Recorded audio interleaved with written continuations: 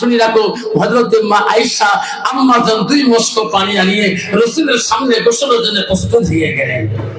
নবীদের গায়ের মধ্যে পানি দিয়ে দিলেন, নবীদের গায়ে পানি ঢালছে না। নবী বলে, আয়েশা পানি দাও, আমার তো গোসল করার জন্য তুমি নিয়ে আসলে, দাও। আয়েশা পানি গায়ে দেয় না।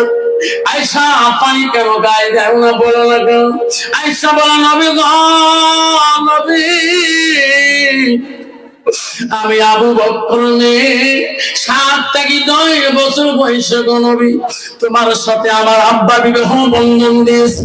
গো নবী, কোনদিন আমি আয়েশা তোমার খেদমতে ত্রুটি করি নাই।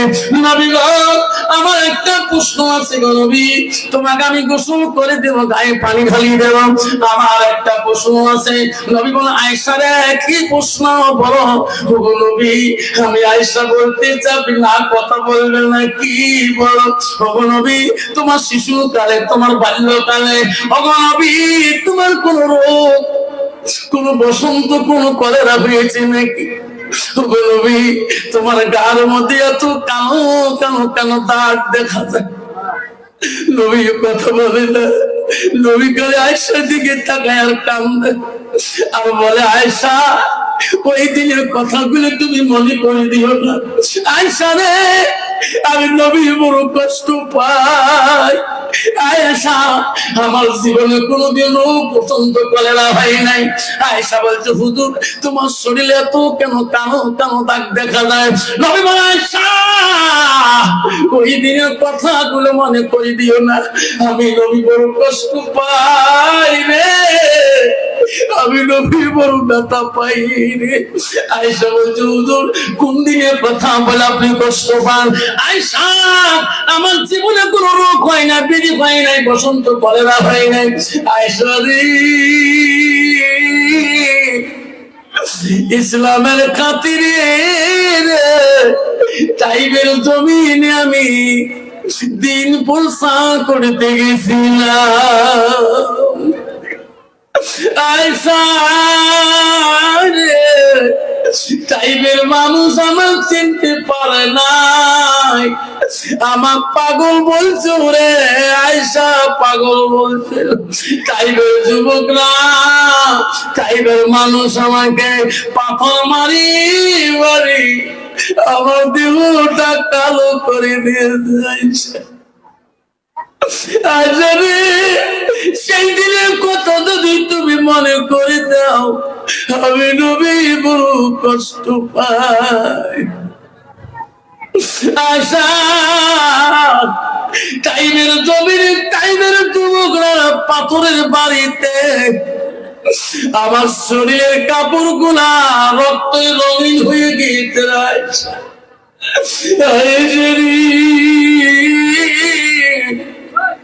সেদিন আমি তাইবের জমিনে হাঁটতে পারি নাই।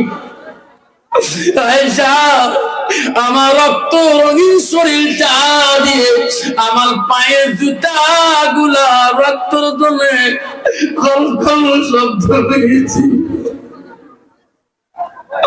মায়েশা কানে বলছে, নবী গো,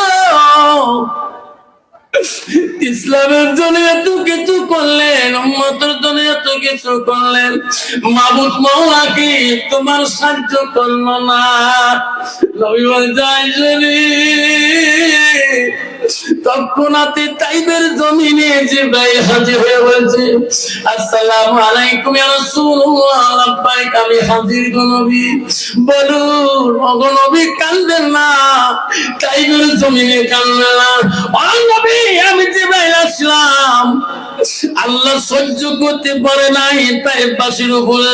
তাড়াতাড়ি বলুন গো নবী, আপনার জবান দিয়ে যা বলবে আমি জিবরাইল তাইববাসীকে তাই বানিয়ে দিয়ে দাও।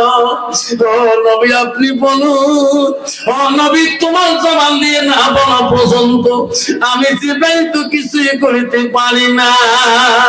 নবী বলছেন, জিবরাইল রে, চলে যা, চলে যাও, আমি নবী আমার জবান দিয়ে তাইবের জমিন চাউল করে দিতেও পারি না। জিবরাইল এমনও বলছে, ওগো নবী আপনি যা বলবেন আমি জিবরাইল তাইবের জমিন চাউল পালন করিয়ে দেব। নবী বলতে জিবরাইল তুমি চলে যাও, আমি নবী মরে যাবো, একদিন দেশে থাকবো না, এই পৃথিবীর জগৎ থেকে আমি বিদায় নিয়ে যাবো রে জিবরাইল। একদিন দুনিয়ার মুখে এই তায়েবের বংশ থেকে আমার নবী করি মানি নেবে। বন্ধুরে নবীর ভালোবাসা অন্তরে রাখি গো। এই দুনিয়ার থেকে আজকে আমার মা চলে গেছে, আব্বা চলে গেছে। আমার মা বলছে, আব্বা রে আচ্ছা কতদিন ঘ্যাংসারি স্কুল খাটবি তুমি? আমি বলছি মা কি করবো, সব বন্ধুরা খাটে আমিও খাটে। মা ভ্যাংসার দেখতে দেখতে মা মারা গেল।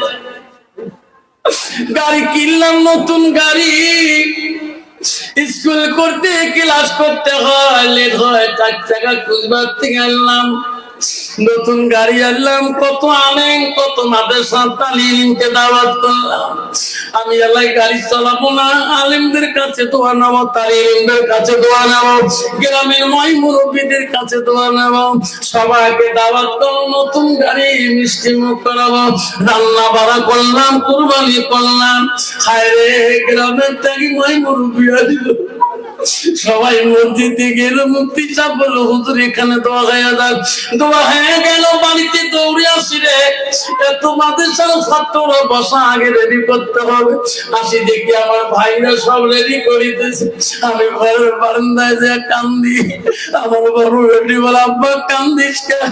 এত মাদ্রাসার মানুষ, এত মাদ্রাসার তালিম, আব্বা তুমি নিজে দাওয়াত করে কান্দ কেন? আমি বলছি বেটি রে আজকে আমার কান্দন আসে রে বেটি। কেন আব্বা?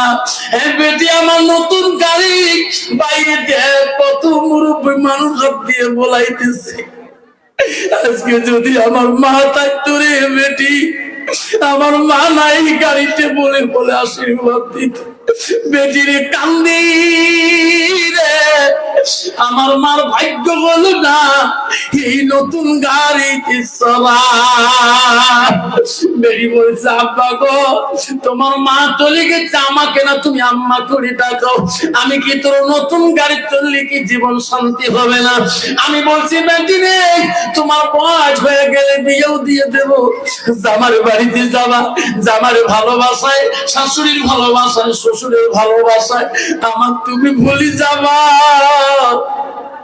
আমি যদি সভা করি দেরি করে আসি রে, আমার মা আমাকে বললেন না, যতক্ষণ বাড়ি আসে যাই অতক্ষণ মা ঘুমায় না।